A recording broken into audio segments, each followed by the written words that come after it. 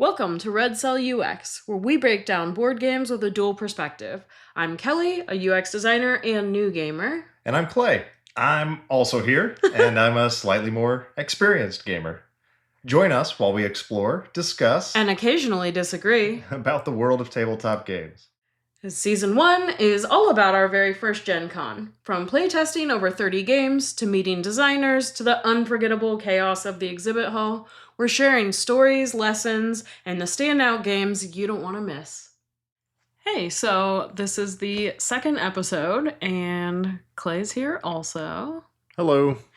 Today we're going to talk about games that we playtested at the con or spoke to the people at the booth. I don't think we played full games for all of these. Some were just demos. Yeah. Maybe some of them aren't even demos. They're just we talked to some people there. Actually, now that we're saying it, most of them were simply demos because we don't have time to sit down and play a full game every time. Yeah, that's true. But I put passed, but the reality is that we ultimately didn't buy. Maybe we didn't pass. I don't know that all of them were available at the con. You seem to know better than me. When we walked up there, I was like, you can buy everything here. And you were like, no, that one's coming out next year. Yeah, I mean, there were lots of advertisements. They had lots of prototypes. As you might expect, there was a lot of things to try out and play, and we enjoyed a lot of things. Just because we didn't get a game doesn't mean we didn't like it. It may not have been available, but yeah, let's start the list. Okay. So I have here that we will either talk about price, mechanics, production, replay value, etc. There are 12 games on this list. I think when I was creating it, you were like, I don't even think that there were 12 games that we didn't buy. But the first one is Duat. I don't know if you remember that one, but it's the marble. Okay. Yeah, this one was what stands out when you see this one and what drew us to the table was the production value. Yeah. It was, describe it. It was very well done. So I like the theme. It was how do you describe it? I don't know, ancient? It was a completely abstract game. It was sort of Egyptian themed loosely. It looked like scarabs on the tokens. Yeah. But the tokens themselves were thick, and I mean an inch or more cut of tile, actual tile. Well, it was actual marble. Yeah, marble. So the player board was marble, and it's sort of just a grid system. And then marble little player pieces, and then they had gold etching on them that was ancient Egyptian. This was heavy. I mean, it was thick marble. Yeah. It was. And even the guy there described it as hey, this would be great even if you don't play it all the time to be just on your coffee table or something. And it looked gorgeous, but we flew from Dallas and had to get it back, and because of that all the components being marbled, not only was it heavy, it was kind of expensive for such a simple game. Yeah. So it's a 2-player. It takes 5 to 10 minutes. He gave us a demo. He beat me in turn 2. So I think you would have been good at that game. The other reason I didn't want to buy it is because if we did, I know you would beat me every time. To me, it's like that time you killed me, where I won the first time and then you figured out what's going on, and I have never won since. And we played a bunch. That's true. Yes, that is how that time you killed me went. I love that game. That's a really good game. But this game, it was very simple. You moved a piece and you could push other pieces. You only moved in one direction, so kind of the way the scarab was facing. And if you ever pushed a piece of your opponent's off the board, you won, and that was it. And he pushed me off in round 2. So yeah, I mean, there's a small learning curve. The nice thing was it didn't take long to explain. There's maybe 3 ways you can move or something. It was pretty simple.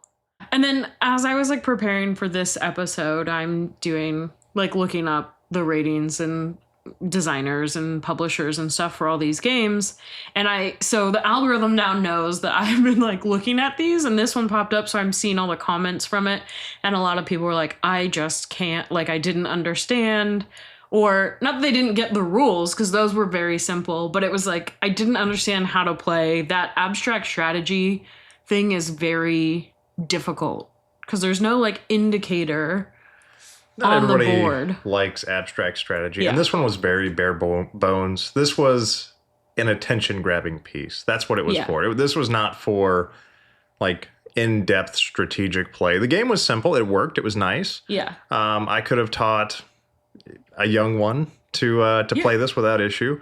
But it was a centerpiece. It was a coffee table piece. It was a discussion starter. So, and I hate to say this, but like we have some marble coasters in our house that are a little thicker and they pretty consistently get dropped. I mean, yeah. So I would be hesitant to buy that. But also the pieces were like gray and then with gold on top. And I was thinking, well, if I buy this, like I could probably make something similar, but I have that in me where I'm like, oh, I can make that. I would want it to like match our house or our game room. That's true. So anyway, we passed. But it was nice. I liked it. I just am not gonna bring back a full marble box on the airplane. No, I mean, if you think of the purpose of that game, which is to grab your attention, to be like a display piece, it worked 100% of the time. We walked by it. Yeah, and never having heard or seen of it. It grabbed our attention. We walked straight to it. Yeah. And that's what it was there for. Yeah, and I mean, it looked nice, yeah. Okay, so the second game here is Mystic Curling Club. I am excited for this game. Are you? Yeah, you I don't think are. No, I could go without playing it again. Now, it's a very simple game. You have... ostensibly, right, it's based off the Olympic sport of curling, which you may remember people like sliding those round things on the ice while people sweep in front of it. I mean, that's curling. This is similar, except nobody's sweeping, and you're doing dice on a board, which has targets on it. That's almost the entire game. It has to do with how close you get it to the center and what number winds up being on top. If I remember correctly, I think lower numbers were better. It doesn't matter. The other thing is that each player had like a player board, and each player board had different powers associated with that player. But at the end of the day, this is really a dexterity game about kind of rolling or flicking those dice to the target, which I nailed. And yeah, I think... Did I hit it? I can't even remember. I don't remember either. I know you were not wanting to because of... I didn't want to because of our other game. And then I think I did it once and nailed it. And she was like, the demo lady was like, do you want to keep playing? And I was like, oh no, it doesn't get better than that. Yeah, you were like, never again. Yeah, that's right. Yeah, you did try. Never touch it. Because here's what happened. Like, before we went to GenCon, we played, what is the Space 4X flicking one? That is Ascending Empires. We have the Zenith edition. And the flicking in that game is pretty... It's easy. Yeah. Caveat. I mean, it's easy. You're flicking little discs, which are ships, between bigger discs, which are planets. And you're trying to get them within a certain distance of the planet or other things, you know. Okay, but before we played that, I practice flicked a few times just to get the weight of the disc and some of that, and I was like killing it. We start the game, and I don't know if it was like the day I hadn't had my coffee, but I flicked horribly. You never once successfully flicked a ship to its destination. and I'm good at like carom and what's the other one that's like carom? Crokinole. Crokinole. Yeah. I'm okay at those, but those you can like... Actually, you destroy me in those. Yeah, but those you can hit it really hard. Like Mystic Curling Club and Ascending Empires are like wooden discs, and you need to be a little more... You need to have more finesse. Yeah, well, the purpose wasn't to like smash things. It was to put it into a spot. Okay, so the reason we passed, it sounds like, is because it doesn't come out till next year. Yes, it's not available. We'll be looking when it comes out. I think it's being kickstarted. Okay. We'll look at it. Whether we get it or not, we'll you'll see. look at I'll it. look at it. I'm curious to see the dice, because the dice they had were, some of them were really cool. Some of them were. Yeah, the dice were cool. One thing that I'm looking up the ratings and the stats on BGG, of course, and it said that the age for this game was 14 plus. That 14 seemed plus. pretty high to me. I think I could teach our 8 and 9-year-old nieces to play. Because I do remember there being powers for the different witches, because you're witches. Your witches? I think that's the theme Mystic, of the game. Yeah, okay. But I don't remember them being complex at all. No. I mean, the lady told us the rules in 30 seconds. Yeah, she kind of downplayed the powers as well. I don't know if maybe they hadn't been finalized yet or sorted out. Maybe. Yeah, maybe the game will be different. Well, we'll be looking when it comes available to look at. It was fine. I think depending on the price point. Yeah, price point. Because it's a game. It's not like an in-depth game. Here's the thing. At the end of the day, if you came up to me and you were like, hey, what do you want to play tonight? Am I going to pick Mystic Curling Club or am I going to pick Ascending Empires? Even though I flicked like garbage on that one day. I might need a resurgence of that. We'll talk about Ascending Empires at some point in the future, I'm sure. But my favorite part about that is there is a technology you can get in that game that allows you to hit planets and then just push your ship back where you want it. And that's what kept happening to you in the beginning, but you never got that technology. And then when you corrected your strength, you overcorrected, and so then you made it halfway to where you wanted to go every single time after that. Yes, that is true. So that didn't go to my plan. Okay, the next game. Oh gosh, this whole podcast is going to be things I didn't do well that I didn't let us buy. Oh, what's the next one? Okay, the next one is Codenames. I think it's called Return to Hogwarts, but I just have Harry Potter in my notes. So we played this. Tom Vasel was there. Yeah, so Vlaada Chvátil. This is one of those things where we did not sign up for it, and we were at the airport waiting to go to GenCon, and something popped up on my phone that was like, hey, there is a new event, and it has a couple of open spots still, and it was Codenames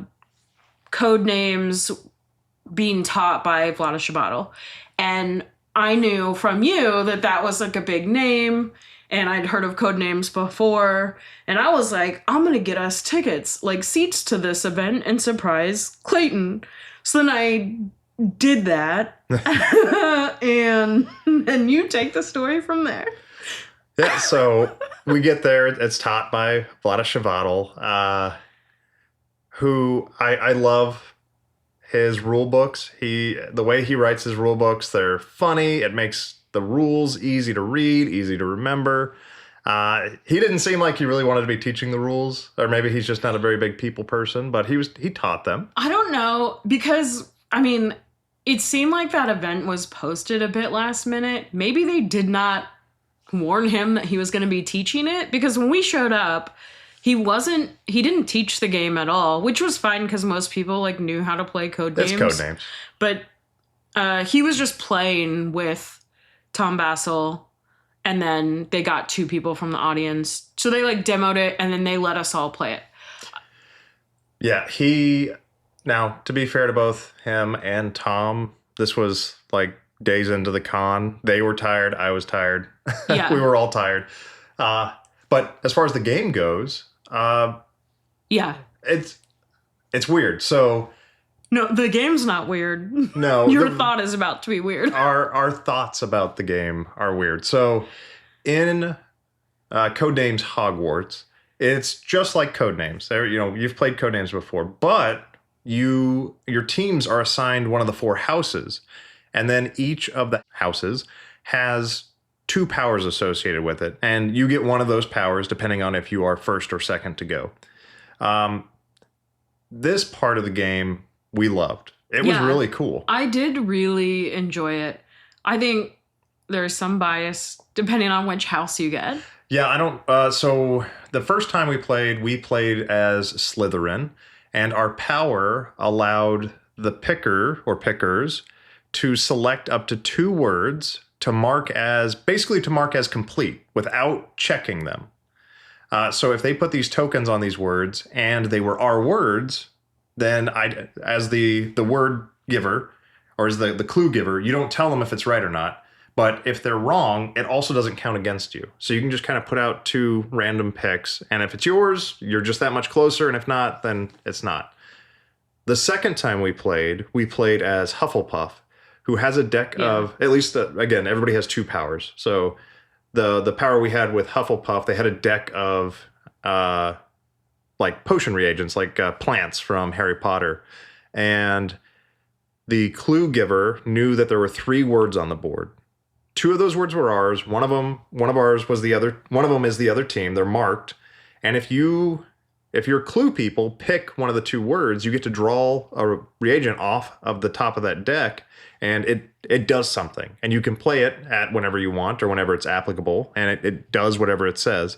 And if the other people pick their card that's marked, they get to draw out of the top of your deck as well, because Hufflepuff is nice and they share things.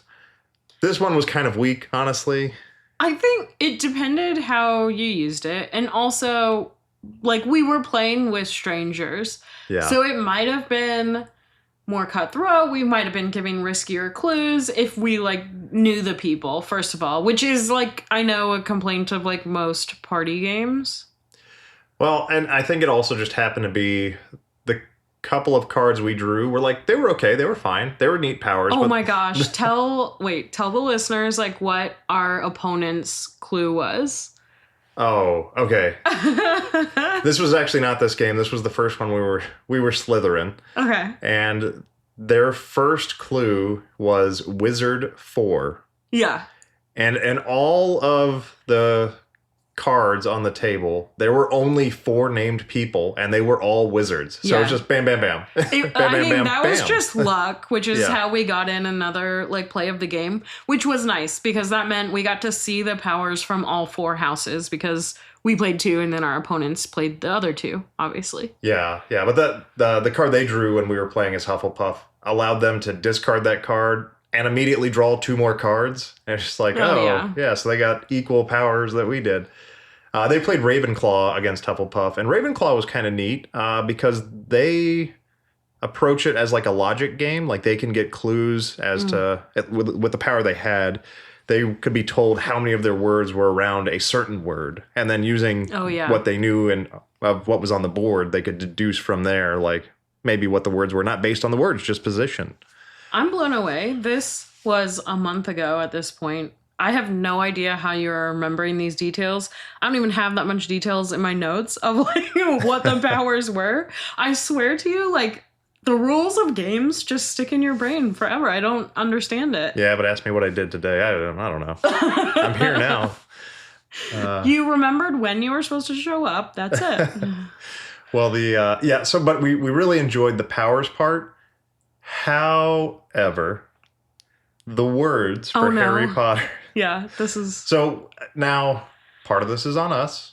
You go to Harry On me, you mean? Well, no, because I was struggling too. But I booked this without telling you. So you had no like way to prepare yourself. I'm thinking, okay, I've heard of Harry Potter. I've seen at least one and a half of the movies. I've read all the books, but I read all the books when they came out. Yeah, which was a while ago now. But still, I'm walking into this with all the confidence that I know how to play Codenames. I'm smart enough to be able to figure it out. And, the other thing is, on the back side of the card with the word, there is an image. In case you don't know what the word is, it's like a little helper. Or, alternatively, you can just play the image side if you want to. Or you could mix and match, apparently. Yeah.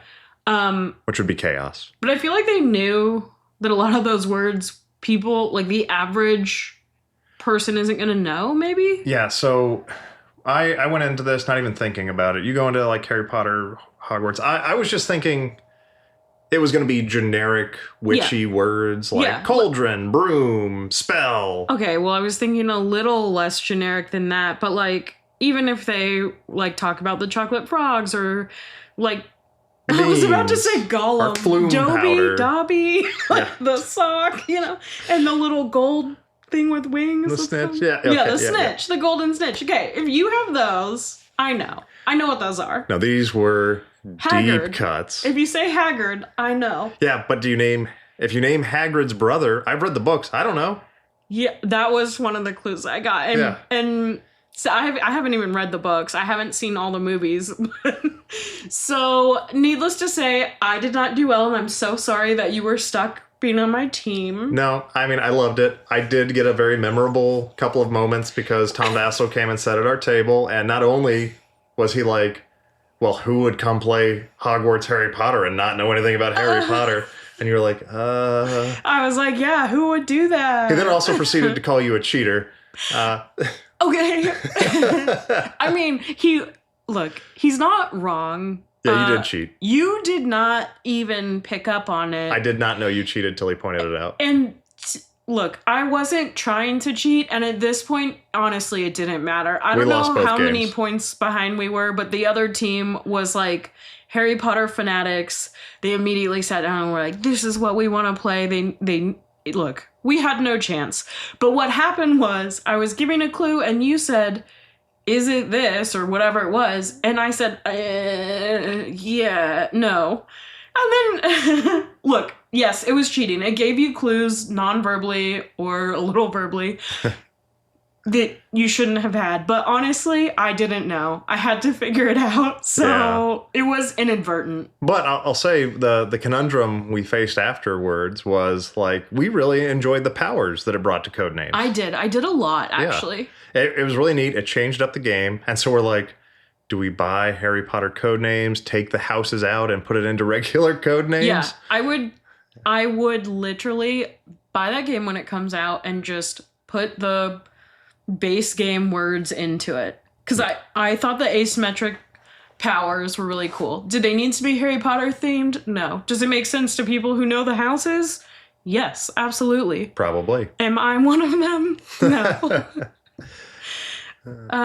Okay, the next game, this whole podcast, I swear, is my failures. I don't know how to pronounce. I asked the guy, still don't know how to pronounce it, but it is Eschaton Iconoclasm. Oh, yeah, yeah. Okay, so this booth attracted us. It's like dark and cool. Black and gothic, and there were skulls and demons. It was amazing. And by the way, we decorated our house for Halloween 2.5 months early. Yeah.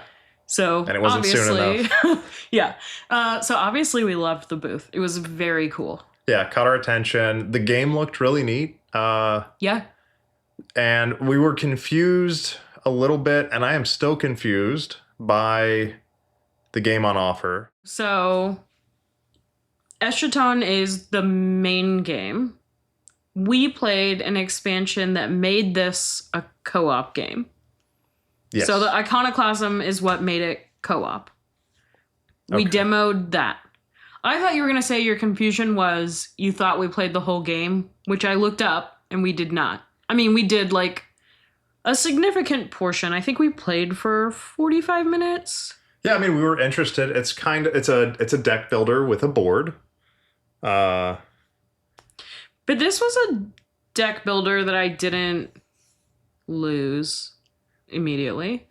Well, it was cooperative. Yeah. Well, I mean, that I wasn't horrible at. No. Like, I was actually deck building this one pretty well because I feel like in a main deck builder, I now know that you should be like leaning it out so you get your good cards more often. Yeah. You didn't need to do that here. Or maybe you did and I just immediately grabbed the people that I could grab from. Maybe we just didn't play long enough to see that become a necessity. Because there was a mechanic for taking cards out of your deck.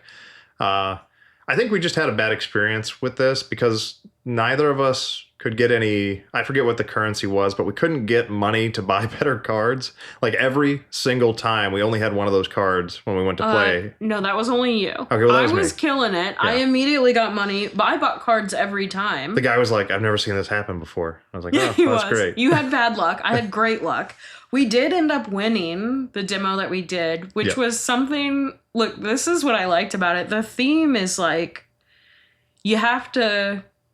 Oh, the theme is like the end of the world, like the apocalypse is coming. The Dark One is coming, and you are trying to curry favor with him for when he arrives, basically. But there's also like crusaders running around trying to stop you and things. And we did have to get clever, and we like eked out a win, which is fun. I like that in a game where we had to be like, let's just, let's figure this out. And the Armageddon card was cool. Like the whole theme of it was all black and dark and gothy, and then the Armageddon card was like a foil gold with skulls. It was still like black matte, but then where the art would be like just gray colors before was gold. Yeah, it was really cool. I liked it. The thing I didn't like is I would have to purchase the base game and then this expansion, when in reality, I think it would be hard to get to the table as the base game. Like, I just want this co-op to be a standalone expansion. Yeah, I think that's why we ultimately didn't pick it up. That, and we were already, it's kind of late in the con and we were running out of space anyways. Yeah, and I think we didn't know maybe enough about it. There were a couple of other games that were like very similarly themed. But it was interesting. I really liked it. I liked the booth. I liked everything about it. Okay, the next one is TowerBrix, which I had to look up because I could not remember the name of.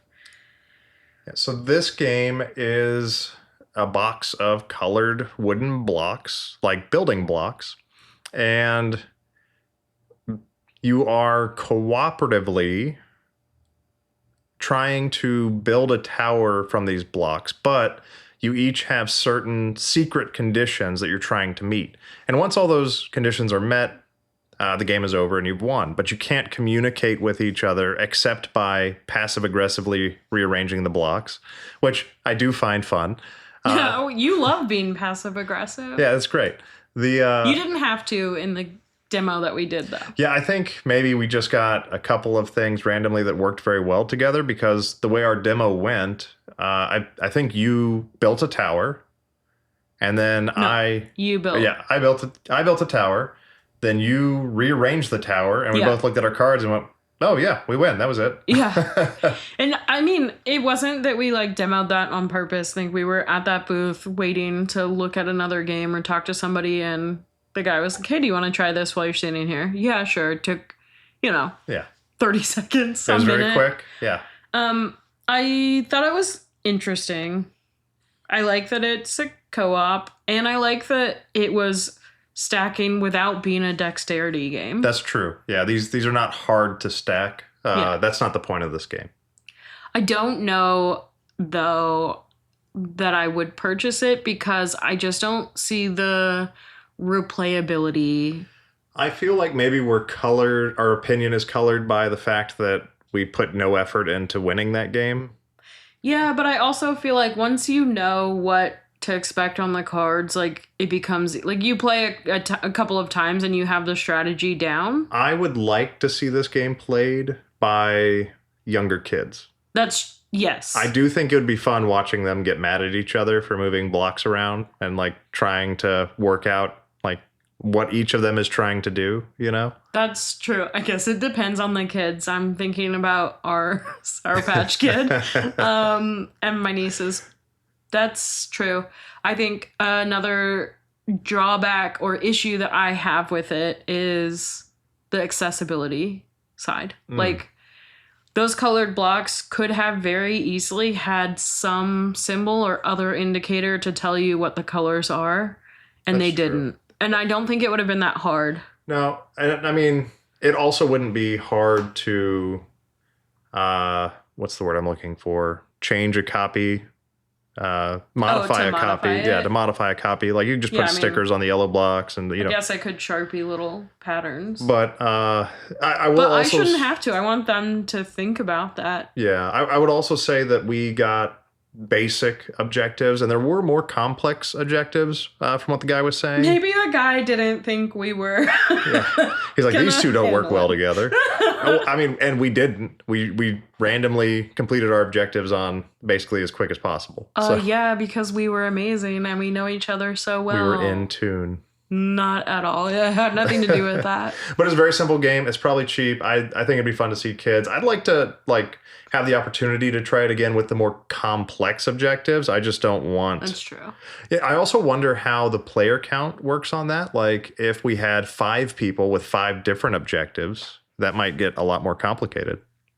I wonder if the kids could do it without giving away too much, the way Tom Vasel says I cheated in Codenames. You are a known cheater. Oh my gosh. Okay, we'll just move on. The next game on the list is Galactic Cruise. Yeah, this one I was excited to check out before we got to GenCon.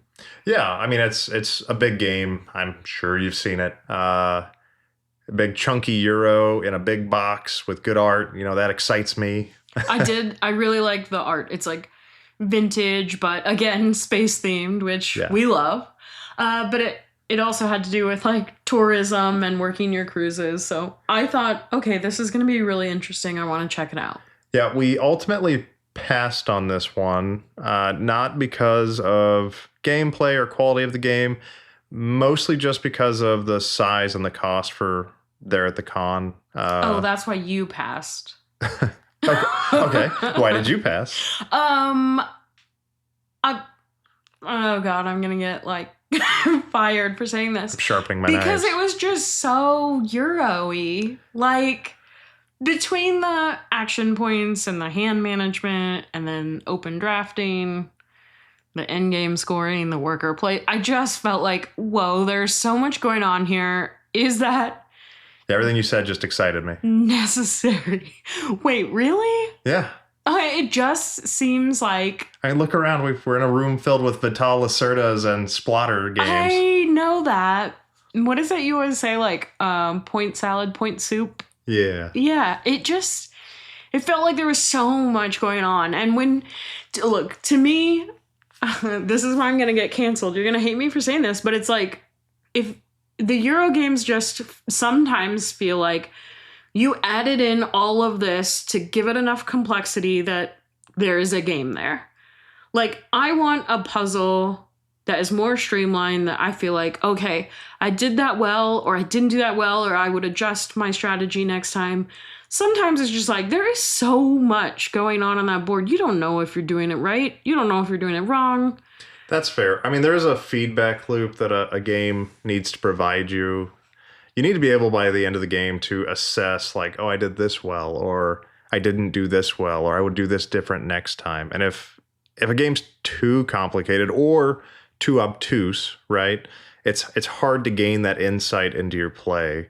I don't know that that's the case with Galactic Cruise. No, I don't know either. This is just my assumption because we talked to the guy and I looked at it and I watched a couple people playing and I was like, oh no. Yeah, so I was in. But Kelly wasn't fully in, and for the price and the size that would have taken up in our bag, if we weren't both fully in, then there was no point in picking it up. Well, do you know what? I also knew that was going to be available to us somewhere in the DFW area. Yes, they did have a Gen Con bundle with all the extra gubbins, but we're going to find that here. I mean, you're going to be able to, it's going to be widely available. Yeah. So. And I think we also looked at it like probably towards the beginning of the con. So in my mind, I was like, okay, we can always come back, but like, I don't know how much space, what kind of games we're about to buy. Yeah. And I was surprised by the size of like the physical size of that box. I didn't expect it to be, I mean, it was large, like a Mind Clash box. Yeah, that's true. I mean, and this one rated really well. It's an 8.4 on BGG right now. That's really good. Yeah. Or yesterday as of making the list. I don't know if it's changed, but people liked it. I keep seeing it all over like Instagram. We'll have to give it a try eventually. I love the look of it. I love the look of it too. I just am intimidated by trying to play it. I say as the next game we play is going to be Star Trek Captain's Share, but it's fine because you're learning that, not me. Right. And then you've got to teach me, and I hope you remember all the rules. Unlike Joyride. You will get furious. No, I said in Joyride, I was like fine with it. That was our last episode. That's true. That's okay. True. The next one is Worms. Worms. Okay, so I feel like we had very different opinions on this game. Well, yeah, because I didn't come into it with any nostalgia or like playing. What was it? A video game? A board game? Yeah. So this is based off the Worms video game, which I grew up playing a ton of.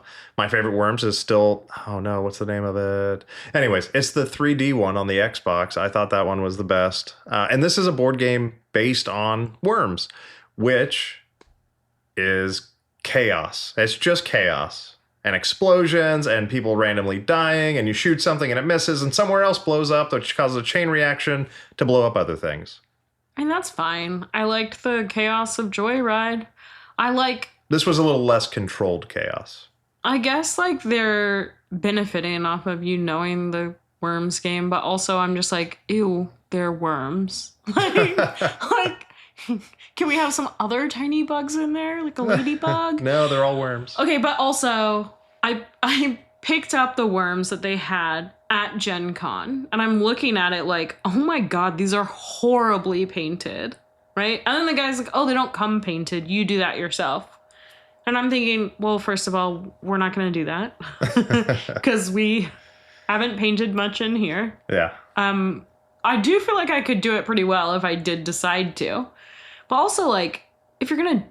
I think they would have been better off just using the unpainted ones or just painting them a single color. Like, the eyeballs and stuff were, like, way off. I don't know. It creeped me out. Yeah, it was fine. It was full MSRP. It's something you can pick up, not at Gen Con, so it wasn't something we had to pick up right away. Yeah. I just don't think it's a game that you'd particularly go back to. Like, it's not one you'd be interested in playing all that often. Yeah. I enjoy it for the nostalgia, but even if I'm going to play a combat game, like, we've got other combat games. Oh, do we? One or two.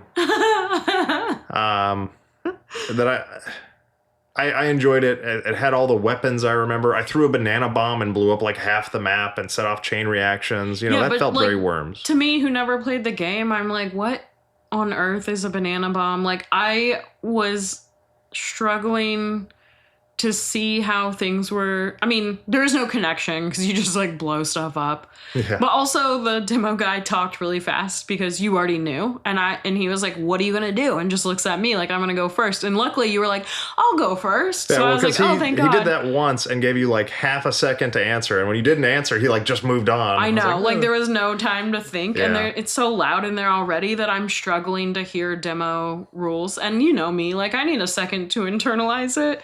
So I think all of those things put together is probably why I was like, eh. Yeah, it's fine. I liked it for the nostalgia. I don't know that it does anything stand out. So okay. The next one is Regicide Legacy, which I know you need to caveat, like we did not demo Legacy, obviously. Yeah, we didn't demo it. We demoed Regicide because we decided to pick up Regicide. Yeah. Before just going all in on the Legacy. And I'm glad we did. I like Regicide. So, weirdly, I really like Regicide too. Okay, hold on, let me back up. When we were at the con, I did not love it. I think we talked about this before, is like, I had a problem when we first started of understanding what I was doing wrong and like have to keep flipping that helper card over. Oh man, if they just gave you one more helper card. Yeah, the player's aid. Oh, it'd be so much better because then you could see both sides at the same time. Right, I'm like flipping it back and forth every time, and I realized I could solve that problem by just like copying it. But anyway, like I do like. And we might. Yeah, I like that it uses regular playing cards. I like the artwork on it. I thought it was worth buying it versus just doing it with regular cards. I did like the artwork. Yeah. Yeah. But while we were there and we just kept losing. Because I'm a new gamer, I think those games that are like brutal and you just never win, I don't understand. I'm like, hold on, this is supposed to be fun. Winning is fun. Like, I'm not winning. But as time went on, it has now become this thing like, I'm gonna win this game, or at least like get a little further. And I do like that it's co-op. Yeah, I enjoyed it. We decided to pass on the Legacy version. I think that you could do some really interesting things with a Legacy version of Regicide. Like there's a lot of things that could be stickers, it could be adding, removing cards, it could be all kinds of things, new rules. There's a lot of room to play with Regicide because it's very basic.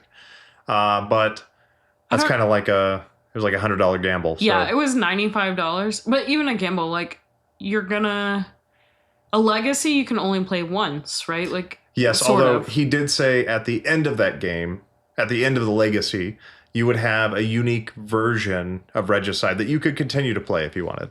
Well, that's fair, but I have never gone back to a video game that I beat and replayed it. I say like I've beat a lot of video games. That's maybe one in my whole... I mean, I have, but even then, you start at the beginning of that game, right? And here you're just constantly playing. Yeah. It'd be like constantly playing the last level over and over again. Right. Yeah, you want to like try to see if you can build it differently. Like Slay the Spire, we talk about replaying a lot. Such a good game. Yeah, I love that. Okay. The next one is Psychobabble. So we had our tickets said we were going to play Psychobabble with the inventor. Yeah, bone to pick. Yeah. Bone to pick. Now, first off, this is a ridiculous bone. I'm not actually upset. And this company was very nice. We enjoyed playing with them, and they treated us very well. But this was Psychobabble with the inventor, and we did not play or learn with the inventor. That is true. It was just a volunteer, which is fine because honestly, you could tell me you invented a game walking down the hallway, and I would not know. I didn't know who Tom Vasel was before this GenCon. Before he called you a liar. Yeah. A cheater. Sorry. And then you immediately were like, oh, you got called a cheater by Tom Vasel. And our whole board game group is like, ooh, what a cool experience. And I'm like, by who? But now I know. Okay, the Dice Tower. Yes, I'm getting with it. But Psychobabble, you will have to explain it because to this day I cannot. Okay, so it's Cthulhu themed. It's a... Is it? Yeah, it's a party game. It's Lovecraftian themed, we'll say. Okay. And in this party game, one person is the psychiatrist, psychoanalysis. One person's a doctor, and the other people are all patients. But what's cool about this is one of those patients is actually crazy. I think as a psychologist. Psychologist. Right.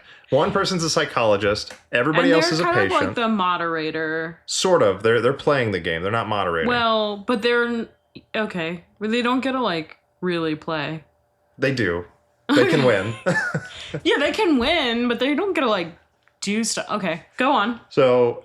One person's psychiatrist, everybody else is a patient. One of those patients is crazy, and that patient does not know that they are crazy. Yes. And so the way this game works is 9 or 12, I think it's 12 pictures.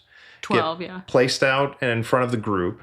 And these are black and white photos. They are crazy artwork. Some of them look like aliens on another planet. Some of them look like Rorschach tests. And some of them are like very pictures of Earth, but with aliens in the sky or something, right?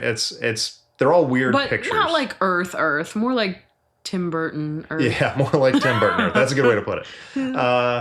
And it's played in 3 rounds. The psychiatrist gets to ask like each of you a question about what you see in your dreams, essentially.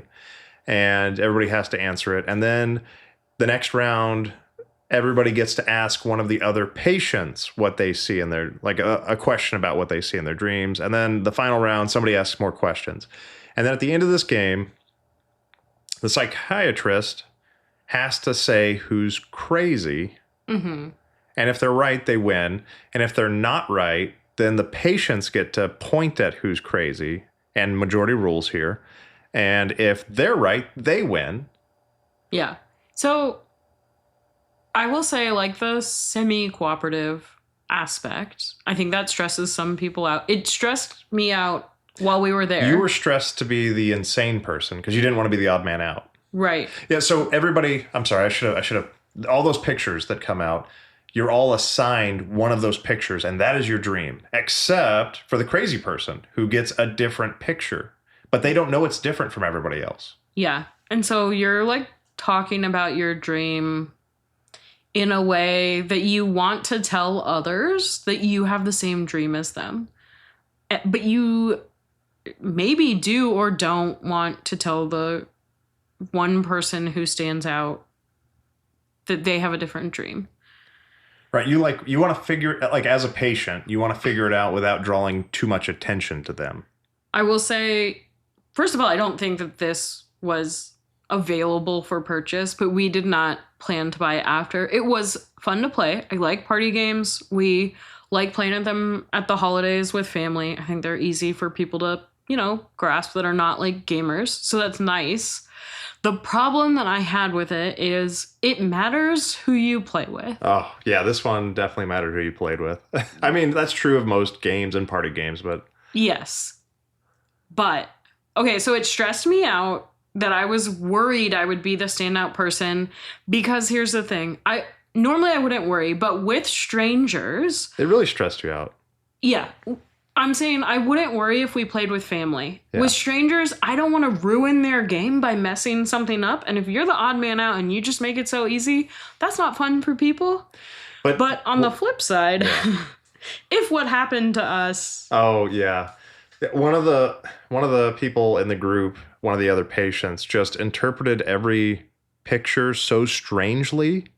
Like, we had the same picture. They weren't the crazy person, but I and everybody else thought they were the crazy person. Even me. And I was the odd you man were the crazy out, person. and the whole time I'm thinking, I'm looking at the same picture. I'm sorry for saying crazy if that offends you. That's just how this game is played. I know, that's why I keep saying odd man, person. I'm going to try and switch my language there. Apologies. Okay. But, like, I was that person in the last round, and I had no idea. Like, everything you guys were saying was validating that, yes, I'm seeing the same thing as them. This other person was saying wildly different things from the rest of the patients. So I'm like, they are the odd man out. I think that's a feature of the design. I think it's a really cool part where you didn't know you were crazy. I mean, I know I've said that before, but in reality, you had no idea. No, I didn't.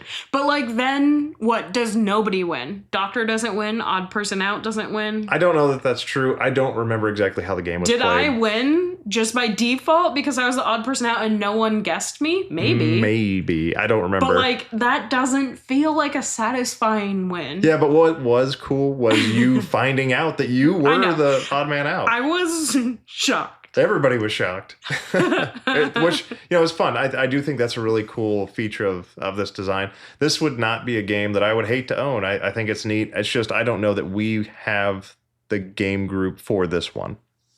Oh, that's fair. Also, like, I guess if there was expansions with other cards, like, I get the cards need to fit together so that you can say things that are, a little generic enough that it could be any of the cards. Like, you don't want them to stand out, but the couple times we played, I'm like, oh, does that become monotonous? Like, because we did, at one point, I think we played and we got the same card. I think the person setting it up set it up incorrectly. Oh, okay. Yeah, because there's like 3 decks of cards, and each of those decks has artwork that is related. Okay. So each of the decks are slightly different, but that way you have like a mix of some that are like, oh, like all of these have a house, or all of these look like they're on a different planet, that kind of thing. Yeah. Okay. Well, that makes sense. All right, the next one is High Frontier for All. Okay. We own. Yes. High Frontier for All. And we had it on our wish list. They were doing demos. No, they were doing teach and plays of High Frontier for All. Right. And yeah, I guess, I don't know if it should have been on demoed and passed. Yeah. Like, this just came up on my list of, like... Yeah, so we'll talk briefly about this one and then move on. This is a game I want to play, and for the life of me, like, I just cannot put the effort in to learn it. Like, if you read the rulebook, there's a beginner's version called Diamonds, and I have read Diamonds. I understand Diamonds. It's just like taking that next step, plus the 5 modules I have for it. I'm having trouble learning this game, and it is Phil Eklund's fault. Sorry, Phil. Okay. So we saw that they were doing a teach and play. We tried to put it on our wish list. We did not get in. We later found out about the generic tickets. We got them. We show up to the teach and play. Take it from there. And we talked to the guy that was running it. He said, yeah, it'd be no problem. We could sit in and play. But then I was talking to him more while we were waiting for other people to show up, and he was going to teach diamonds because he didn't have time to teach the full game. And I was like, That's also wild to me because this teach and play was like 4 hours long. Like I was like, we gotta, make sure we're hydrated beforehand, but not too hydrated. Like, yeah.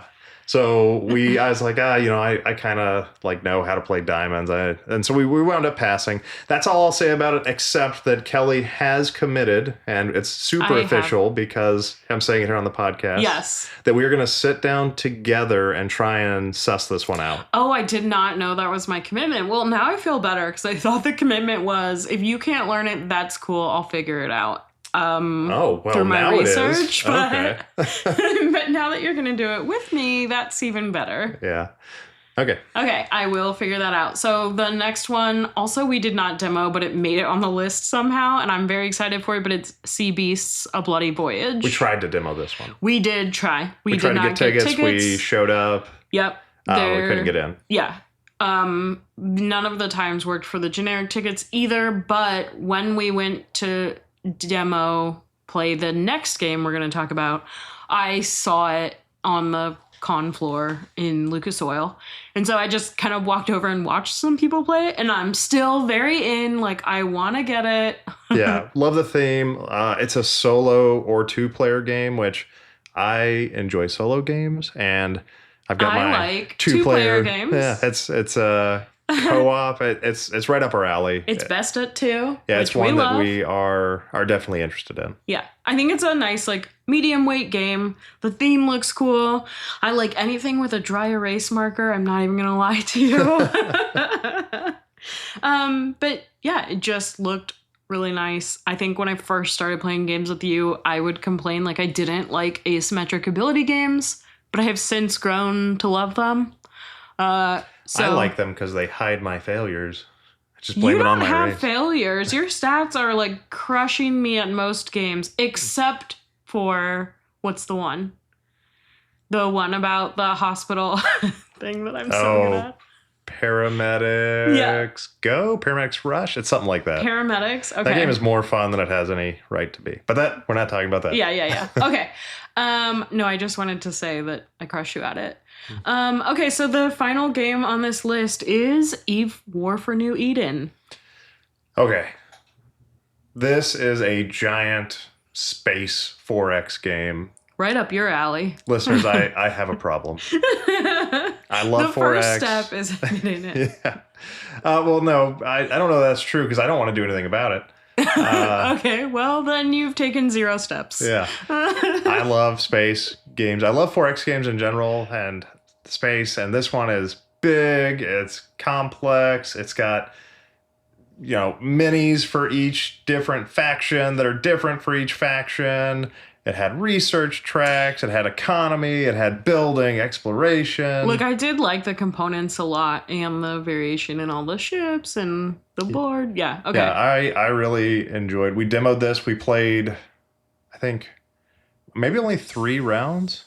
3 hours. 3 hours? Okay. Yeah, 3 rounds, yeah. 3 hours. It was demoed by, there was a volunteer there who taught it to us He was amazing. He was great.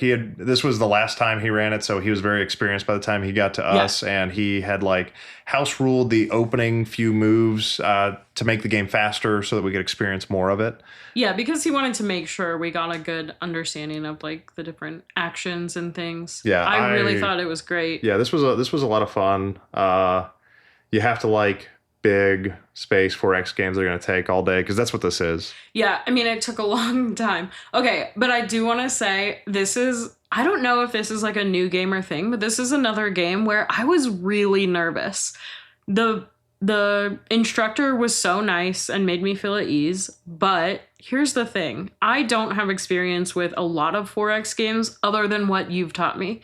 And it's different when you're teaching me because I can be like, hold on, what? I don't get that. Okay, there are other people at this table who are very clearly getting it, and I am the only one who's like, oh no.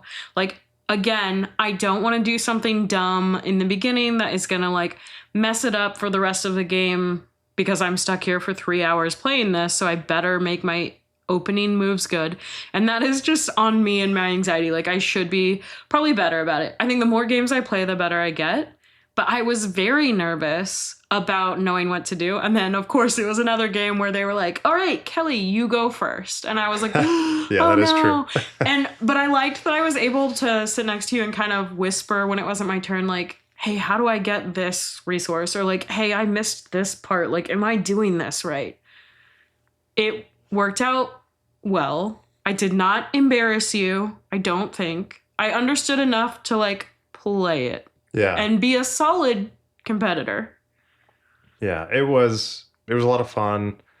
It was not available for purchase at GenCon. Mm-hmm. It is now, or it will be soon? So it was a Kickstarter. Okay. That closed. They still had pre-orders available at the time because one of the guys that actually works for the company, might have been one of the designers, they're a Polish company, came and was picking up the game when we were done, and I talked to him about it. Yeah, okay. I don't think we're very often going to talk about the price of games, right? Because the price is personal to you, right? Is it worth it? Well, that's your call. Look, we didn't get into this hobby because we like to save money, that's for sure. Yeah, well, in this case, listen, if I'm going to like get a Kickstarter and get a game I like, I'm going to get it all, right? I've got a problem. Right. Yeah. You need to complete the set. Yeah, I need the whole thing. There's no reason for that, but I need to. It's a compulsion. No, but I understand that. Yeah.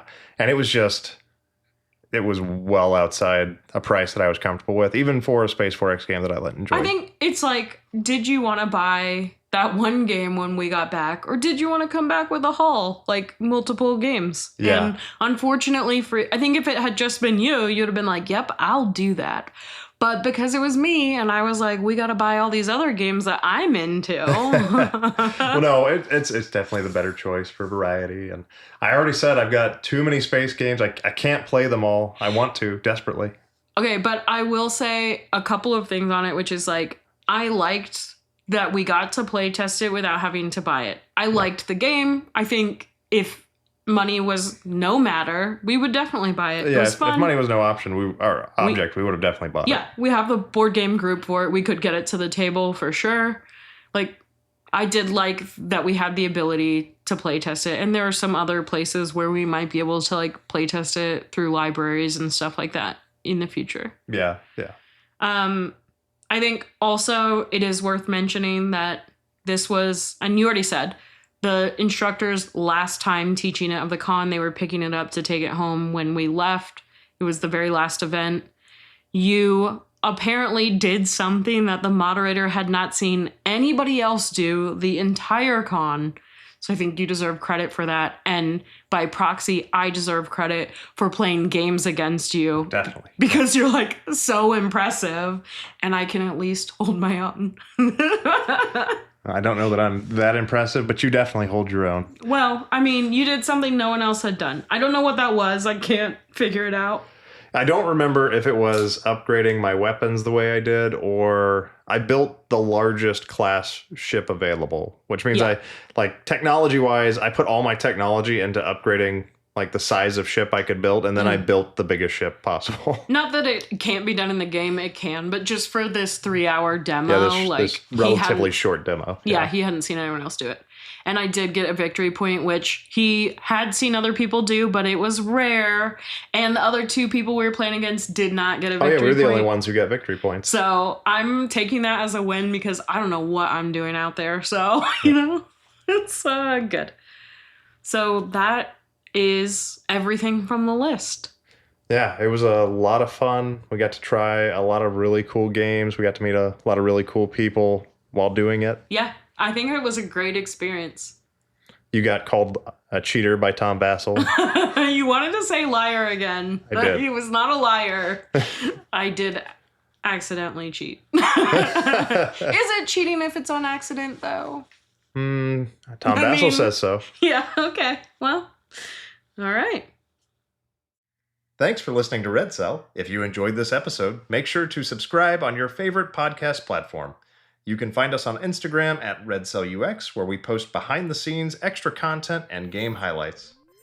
We'll be back next time with more stories, strategy, and design insights from the world of tabletop gaming.